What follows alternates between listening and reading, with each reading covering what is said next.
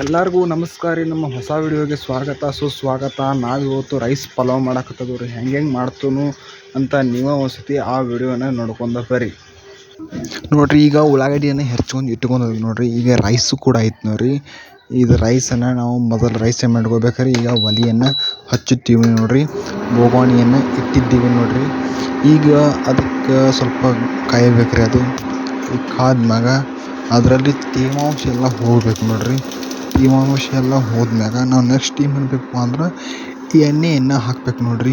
ಆಯಿಲನ್ನು ನಾವು ಎಷ್ಟು ಬೇಕು ಅಷ್ಟು ಹಾಕೋಬೇಕ್ರಿ. ಹಾಕೊಂಡ್ಮ್ಯಾಗ ಇಲ್ಲಿ ಹೆಚ್ಚಿಟ್ಟುಕೊಂಡಿರುವಂಥ ಈರುಳ್ಳಿ, ಟೊಮೆಟೊ ಹಾಗೂ ಕರಿಬೇವು ಮತ್ತು ಅರಿಶಿನ ಪುಡಿ, ಜೀರಿಗೆ ಇದು ಹಿಂಗೆಲ್ಲ ಹಾಕ್ತಾರೆ. ಶೇಂಗಾ ಹಾಕ್ಬೇಕು ಫಸ್ಟಾಗ್ರಿ.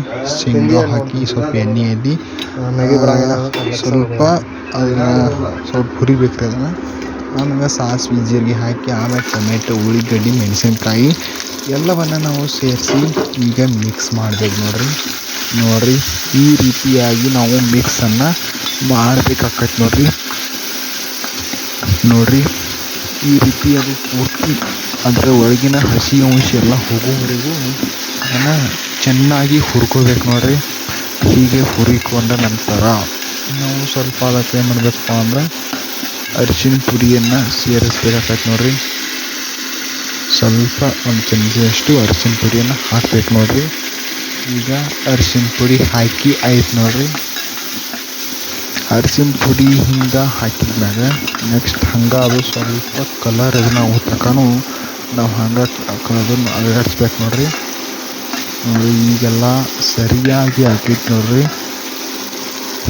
ನೆಕ್ಸ್ಟ್ ನಾವು ಏನು ಮಾಡಬೇಕಪ್ಪ ಅಂದ್ರೆ ಈ ಕಡೆ ಇದನ್ನು ಆಫ್ ಮಾಡ್ಕೊಂಡು ರೈಸನ್ನು ಒಂದು ತಾಬಂಡಿಗೆ ಹಾಕಿಕೊಳ್ಳಬೇಕು ನೋಡ್ರಿ.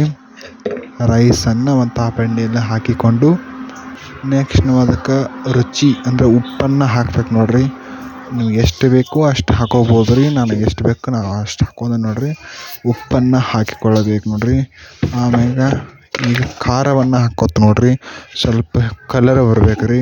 ಅದ್ರ ಸಂಬಂಧ ನಾವು ಸ್ವಲ್ಪ ಖಾರವನ್ನು ಹಾಕಿಕೊಳ್ಳತ್ತ ನೋಡ್ರಿ. ಖಾರವನ್ನು ಹಾಕಿಕೊಂಡ ನಂತರ ಈಗ ಸಕ್ಕರೆಯನ್ನು ಹಾಕ್ತೇನೆ ನೋಡ್ರಿ ನಾನು. ಈಗ ಸ್ವಲ್ಪ ಮಿಕ್ಸ್ ಮಾಡ್ಬೇಕ್ರಿ.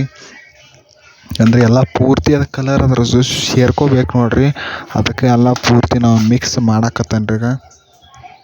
ಈ ರೀತಿ ಮಿಕ್ಸ್ ಮಾಡಿಕೊಂಡ ನಂತರ ಈಗ ಮತ್ತೊಮ್ಮೆ ನಾವು ಒಲೆಯನ್ನು ಹಚ್ಚಬೇಕು ನೋಡ್ರಿ. ಒಲೆ ಹಚ್ಚಿ ಹೀಗೆ ನಾವೆಲ್ಲ ರೆಡಿ ಮಾಡಿಟ್ಕೊಂಡು ರೈಸ್ ರೀ ಅದನ್ನು ಅದರ ಪಾನಿ ಕೊಟ್ಟಂಥ ಒಂದು ಈರುಳ್ಳಿ ಟೊಮೆಟೊ ಒಳಗೆ ನಾವು ಸೇರಿಸ್ಬೇಕಾಗತ್ತೆ ನೋಡ್ರಿ. ಈಗ ಸೇರಿಸಿದ್ಮ್ಯಾಗ ನಾನು ನೆಕ್ಸ್ಟ್ ಏನು ಮಾಡ್ತೀವಪ್ಪ ಅಂದ್ರೆ ಅದನ್ನೆಲ್ಲ ಪೂರ್ತಿ ಮಿಕ್ಸ್ ಮಾಡ್ಬೇಕ್ರಿ ನೋಡ್ರಿ. ಇದು ಬಹಳ ಸಿಂಪಲ್ ಐತೆ ನೋಡ್ರಿ. ನೀವು ಮನೆಯಲ್ಲಿ ಮಾಡಿಕೊಳ್ಳಬಹುದು ನೋಡ್ರಿ. ಇದಕ್ಕೆ ರೈಸ್ ಪಲಾವ್ ಅಂತ ಹೆಸರಿಟ್ಟಂದ್ರೆ ನೀವು ಏನು ಇಡ್ತೀರಿ ಇಟ್ಕೊಡ್ರಿ. ಅಂದರೆ ನಿನ್ನೆ ಅಥವಾ ಬೆಳಿಗ್ಗೆ ಮಾಡಿದ ರೈಸ್ ಉಳಿದಿದ್ದರೆ ಅದನ್ನು ಈ ರೀತಿ ನಾವು ಪಾನಿ ಕೊಟ್ಟು ಬಿಸಿಯಾಗಿ ಮಾಡಿಕೊಂಡು ತಿನ್ಬೋದು ನೋಡ್ರಿ. ಈ ರೀತಿ ನೋಡ್ರಿ ಕಲರ್ ಹೆಂಗಾಗೈತೆ ನೋಡ್ರಿ. ಸ್ವಲ್ಪ ಖಾರವನ್ನು ಹಾಕಿದರೆ ಈ ರೀತಿ ಕಲರ್ ಬರ್ತದೆ ನೋಡ್ರಿ. ಮೆಣಸಿನ್ಕಾಯಿನೂ ಹಾಕಿರ್ತೀರಿ ನಾವು. ಫುಲ್ ಟೇಸ್ಟ್ ಆಗಿರ್ತದೆ ನೋಡ್ರಿ. ನೀವು ಮನೆಯಲ್ಲಿ ಒಮ್ಮೆ ಟ್ರೈ ಮಾಡಿ ನೋಡ್ರಿ. ಮಸ್ತ್ ಇರ್ತದೆ ರೀ. ಮತ್ತು ರೈಸ್ ನೋಡ್ರಿ. ಈ ಒಂದು ವಿಡಿಯೋ ನಿಮ್ಗೆ ಇಷ್ಟ ಆಗೈತೆ ಅಂದ್ರೆ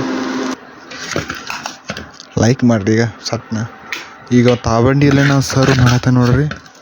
ತಾಬಂಡಿಯಲ್ಲಿ ಸರ್ವ್ ಮಾಡಿದ ನಂತರ ನೋಡ್ರಿ ಈಗ ಮುಗೀತು ನೋಡ್ರಿ. ಈ ರೈಸ್ ಮಾಡಿದ್ದು ನಿಮಗೆ ಇಷ್ಟ ಆಗಿತ್ತು ಅಂದ್ರೆ ನಮ್ಮ ವಿಡಿಯೋಗೊಂದು ಲೈಕ್ ಮಾಡಿರಿ, ಶೇರ್ ಮಾಡಿರಿ, ಸಬ್ಸ್ಕ್ರೈಬ್ ಮಾಡಿರಿ. ನೆಕ್ಸ್ಟ್ ಇಂಥದ್ದು ಒಂದು ಕುಕ್ಕಿಂಗ್ ವಿಡಿಯೋ ಜೊತೆ ಸಿಕ್ತು ನೋಡ್ರಿ. ಅಲ್ಲಿವರೆಗೂ ನಮಸ್ಕಾರ. ಜೈ ಹಿಂದ್, ಜೈ ಕರ್ನಾಟಕ.